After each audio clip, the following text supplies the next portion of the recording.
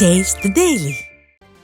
ராமநாதபுரம் மாவட்டம் அரசு மருத்துவக் கல்லூரி மருத்துவமனை நிர்வாகம் நோயாளிகளே அறுவை சிகிச்சை உபகரணங்களை சொந்தமாக வாங்கி வரச் சொல்வது அதிர்ச்சியை ஏற்படுத்தியுள்ளது.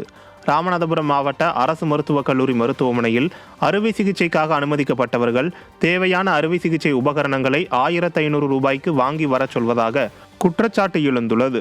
மேலும் உள்நோயாளிகளுக்கு போதிய காற்றோட்டம் இல்லை என்பதால் நோயாளிகள் தங்கள் வீடுகளிலிருந்து டேபிள் ஃபேனை எடுத்து வந்து பயன்படுத்தி வருகின்றனர். விடியா திமுக அரசு மருத்துவமனைகளை கண்டுகொள்ளாமல் அலட்சியம் காட்டுவதாக குற்றச்சாட்டுகள் அதிகரித்து வருகின்றன.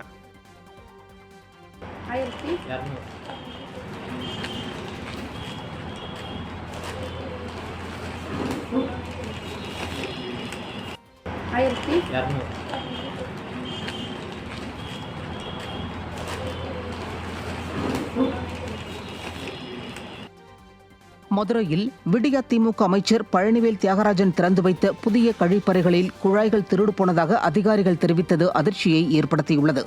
மதுரை மத்திய சட்டமன்ற தொகுதிக்குட்பட்ட மீனாட்சி அம்மன் கோவிலை சுற்றி கட்டப்பட்ட கழிவறை பணிகள் முடிவடைந்த நிலையிலும் பல மாதங்களாக திறக்கப்படாமல் இருந்தது. 30 லட்சம் ரூபாய் மதிப்பீட்டில் மத்திய சட்டமன்ற உறுப்பினரின் நிதியிலிருந்து கட்டப்பட்ட கழிவறைகளை அமைச்சர் திறந்து வைத்த பின்பாக உள்ளே சென்று ஆய்வு செய்தபோது ஏராளமான கழிவறைகளில் இருந்த குழாய்கள் முழுவதுமாக உடைக்கப்பட்டதோடு குழாய்கள் இல்லாமல் இருந்தன.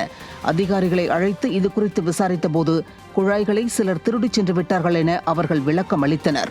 அமைச்சர் திறப்பதற்கு முன்பாக ஆய்வுகள் கூட நடத்தாத நிலையில் ஓட்டை உடைசலான கழிவறைகளை ஆடம்பரமாக திறந்து வைத்து சென்ற சம்பவம் பக்தர்களிடையே அதிர்ச்சியை ஏற்படுத்தியுள்ளது.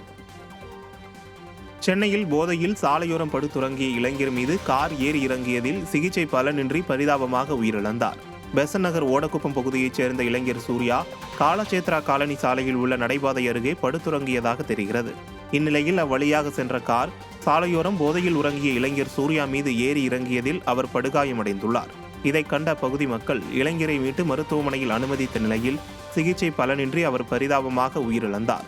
இந்த நிலையில் விபத்தை ஏற்படுத்திவிட்டு தப்பியோடிய ஆந்திராவின் ஒய்எஸ்ஆர் காங்கிரஸ் கட்சியின் எம்பி பீடா மஸ்தான் ராவ் மகள் பீடா மாதிரியை கைது செய்த போலீசார் விசாரணைக்கு பின் பிணையில் விடுவித்தனர்.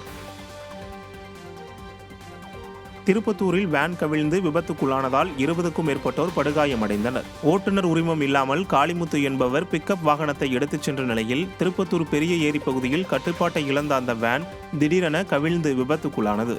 இந்த விபத்தில் வேனில் இருந்த 20க்கும் மேற்பட்டோர் படுகாயமடைந்து திருப்பத்தூர் அரசு மருத்துவமனையில் சிகிச்சைக்காக அனுமதிக்கப்பட்டனர்.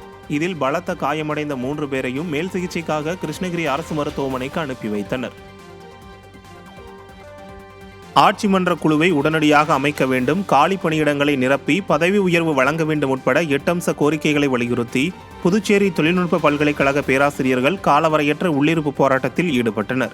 புதுச்சேரி தொழில்நுட்ப பல்கலைக்கழகத்தில் 70 உதவி பேராசிரியர் பணியிடங்களும் 250க்கும் மேற்பட்ட ஆசிரியர் அல்லாத தொழில்நுட்ப பணியிடங்களும் காலியாக உள்ளதாக கூறிய அவர்கள் 51 பேராசிரியர்களுக்கு பதவி உயர்வு ஆணைகள் வழங்கப்பட்டும் இதுவரை சம்பள உயர்வு கிடைக்கவில்லை என குற்றம் சாட்டினர்.